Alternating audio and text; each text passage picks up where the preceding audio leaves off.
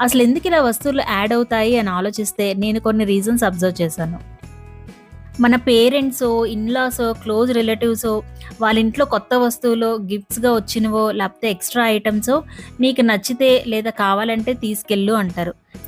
హే! భలే ఉన్నాయే! కొనకుండా ఊరికే వస్తున్నాయి కదా! ఎప్పటికైనా యూజ్ అవుతాయిలే అని తీసుకుంటాం. అవి ఎప్పుడో వాడే వస్తువులైనా, అలాంటి వస్తువులు ఆల్రెడీ మన ఇంట్లో ఉన్నా, అవి అలా పక్కన పెట్టేస్తాం తప్ప పెద్దగా వాడం. నెక్స్ట్ ఇందాక అన్నాను కదా! ఎప్పటికైనా యూజ్ అవుతాయిలే. ఈ స్టేట్మెంట్ చాలా డేంజర్ అండి బాబు. ఈ ఒక్క మాటతో కొన్ని సంవత్సరాలు వాడని వస్తువులు మన ఇంట్లో ఉండిపోతాయి.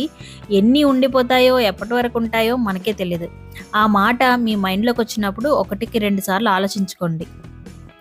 కొన్ని వస్తువులు సోషల్ మీడియాలో చూసి హే! భలే క్యూట్‌గా ఉన్నాయే, చాలా యూజ్‌ఫుల్‌గా ఉన్నాయే అని కొనాలనిపిస్తుంది. కానీ కొన్నాక అంత ఉపయోగకరంగా ఉండకపోవచ్చు.